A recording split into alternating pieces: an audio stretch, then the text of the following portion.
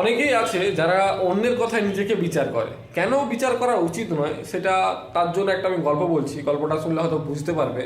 ব্যাপারটা হচ্ছে, এক ছেলেকে স্কুলে বকাবকি করে হাতে একটা চিঠি দিয়ে তাকে ঘর তাড়িয়ে দেওয়া হয়েছিল। তো সে তার মাকে এসে সেই চিঠিটা দিল এবং কান্নাকাটি করছিল। তার মা চিঠিটা খুললো আর পড়লো। পড়ার পর তাকে বলল, তুই খুব ভালো মেধাবী স্টুডেন্ট, তোকে পড়ানোর মতো ক্ষমতা নেই স্যারদের, তাই তোকে ঘর পাঠিয়ে দিয়েছে, তোকে আমি পড়াবো। তারপর তাকে পড়াশোনা করানো, সে ঘরেই তার মা তাকে পড়াশোনা করালো, তাকে বড় করলো।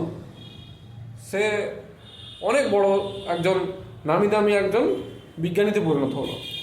তার মা মারা যাওয়ার পর ঘর পরিষ্কারের সময় তার চিঠিটা সেই চিঠিটা খুঁজে পেয়েছিল। আর চিঠিটা খুলে দেখলো কি, তাতে লেখা ছিল যে আপনার ছেলে খুবই দুর্বল, অযোগ্য, পড়াশোনার মনোযোগ নেই, সে কিছু করতে পারবে না, জীবনে কিছু পারবে না।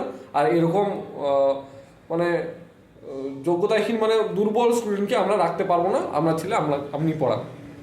আজকে যদি এই কথাটা সে তার মা যদি ভেবে নিত যে আমার ছেলে সত্যি দুর্বল অন্যদের থেকে, তাহলে আজকে হয়তো সে নামি দামি একজন বিজ্ঞানীতে পরিণত হতে পারতো না।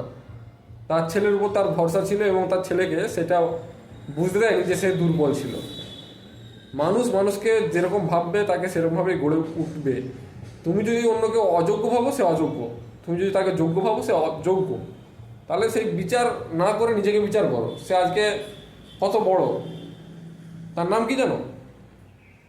তুমি যে ঘরে লাইট জ্বালো না, তার আবিষ্কারক থমাস এডিসন। বুঝেছো? এবার এই গল্পটা সত্য না মিথ্যা আমি জানি না, তবে একটা ভালো উদাহরণ এটা।